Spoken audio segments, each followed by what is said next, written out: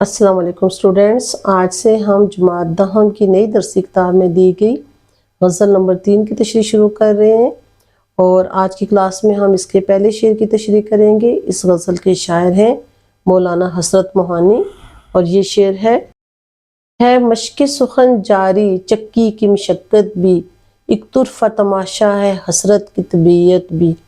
یہ یہاں پر یہی لفظ میں کلیئر کر لوں، یہ لفظ طرفہ نہیں ہے، طرفہ ہے۔ اوپر تھوڑا غلط ہو گیا تھا، پھر میں نیچے صحیح کر کے لکھ دیا۔ اس کا مطلب ہے عجیب۔ تو اس شعر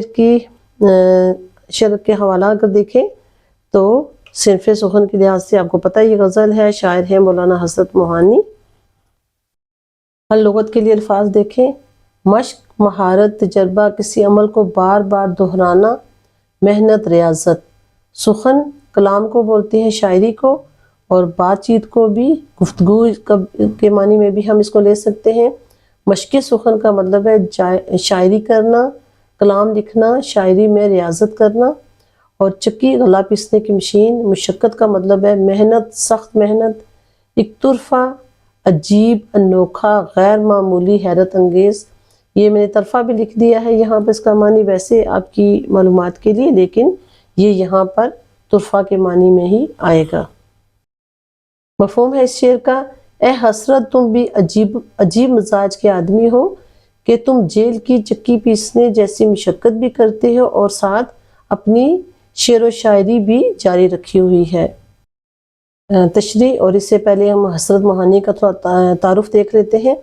حسرت موہانی کو ان کی عمدہ غزل کی بنا پر رئیس المتغزلین کہا جاتا ہے۔ ان کے کلام میں بے ساختگی، نکتہ آفرینی، حسن و عشق کا امتزاج پایا جاتا ہے۔ حسرت نے غزل کو حقیقی انسانی جذبات کا ترجمان بنایا ہے۔ اس کے علاوہ مزید یہ کہ حسرت موہانی صرف شاعر نہیں بلکہ وہ تحریک آزادی کے ایک سرگرم رکن تھے۔ اس لیے حسرت نے غزل میں آزادی اور حریت کی ایسی تڑپ پیدا کی جو اس سے پہلے کے شعراء میں کم نظر آتی ہے۔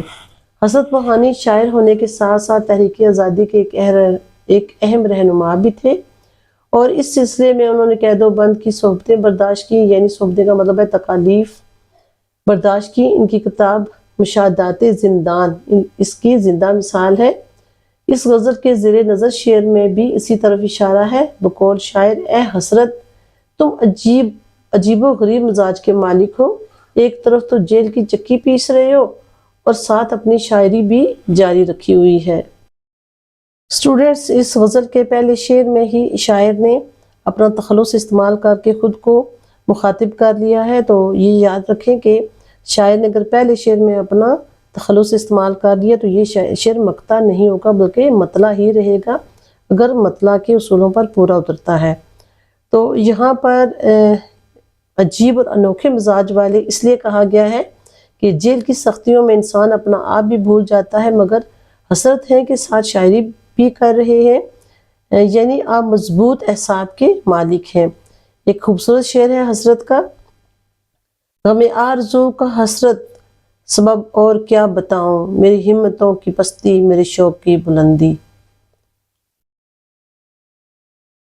بچوں، یہ شاعر کی شخصیت کے دو پہلوؤں کو اجاگر کرتا ہے، یعنی جس شعر کی ہم تشریح کر رہے ہیں یہ اس کی شخصیت کے دو پہلوؤں کو اجاگر کر رہا ہے۔ ایک طرف آزادی کی تحریک کے رہنما ہے جو قید کاٹ رہا ہے، اور دوسری طرف عشق و محبت کی شاعری کرنے والا نازک شاعر۔